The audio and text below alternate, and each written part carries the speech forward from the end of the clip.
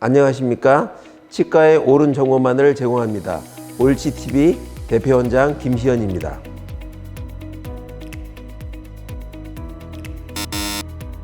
내 치아는 절대 발치하면 안 된다고 생각하시는 분들이 있습니다.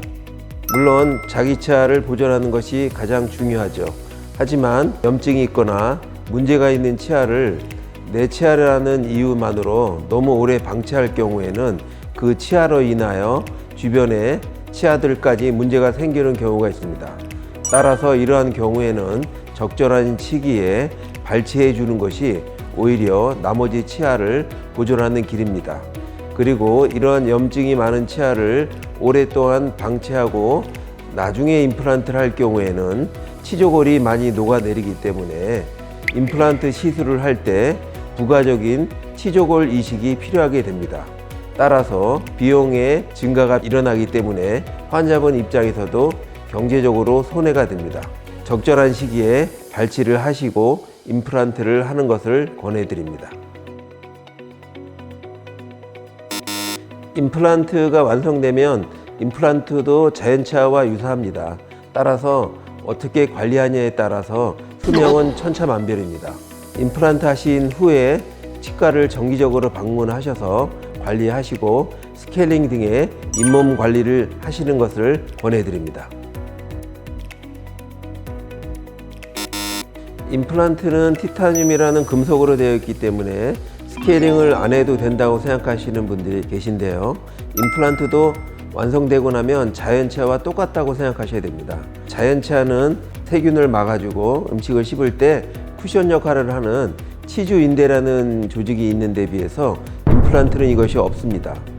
따라서 자연치아의 경우는 잇몸이 치아에 쩍 달라붙어 있는데 비해서 임플란트는 잇몸이 느슨하게 붙어 있습니다. 그래서 음식물이 끼기가 쉽고 염증이 생기기가 훨씬 자연치아보다 쉽습니다.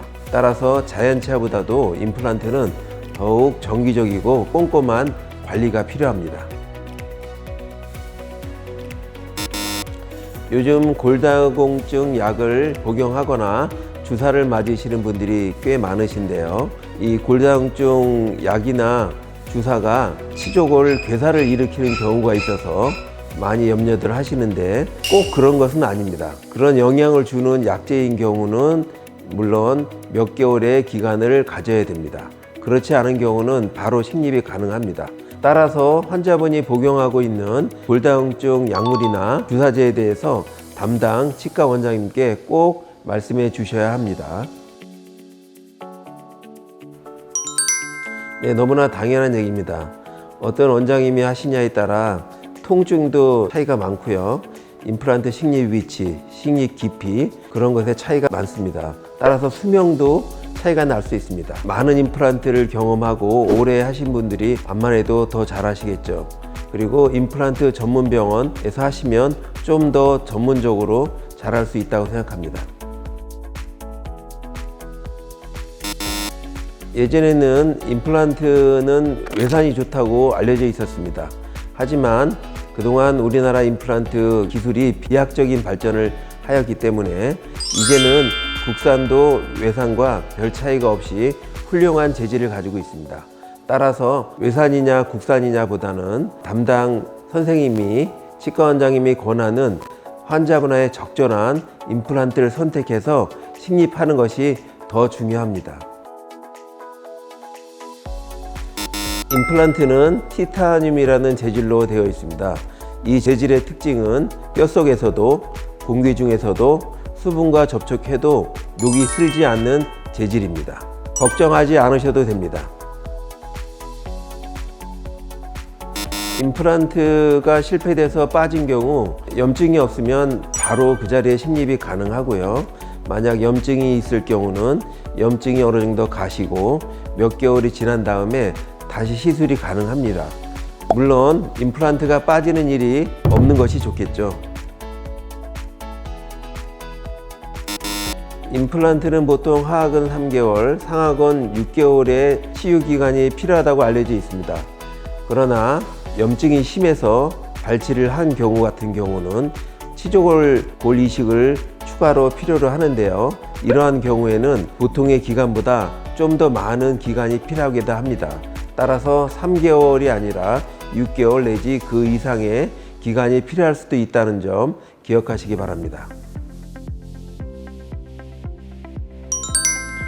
앞니 임플란트는 임플란트에서도 난이도가 가장 높은 것입니다. 왜냐하면 구치부에 비해서 뼈가 훨씬 얇고 강도도 약하고 또 나중에 완성됐을 때 전치부는 심미적이어야 합니다. 그래서 기능만 중시하는 구치부에 비해서 전치부는 구조적으로도 어렵고 그 다음에 심미적으로도 까다롭기 때문에 전치부 임플란트 경험이 많은 곳에서 하시는 것이 더 좋다고 생각합니다. 예전에는 날씨가 더울 때 수술을 하면 염증이 더 잘 생기지 않을까 하는 걱정들을 많이 하셨습니다. 하지만 구강 내 온도는 밖의 기온이 덥거나 춥거나 별 변화가 없습니다. 그래서 더 중요한 것은 적절한 시기에 빨리 치료를 받는 것이 훨씬 더 중요합니다.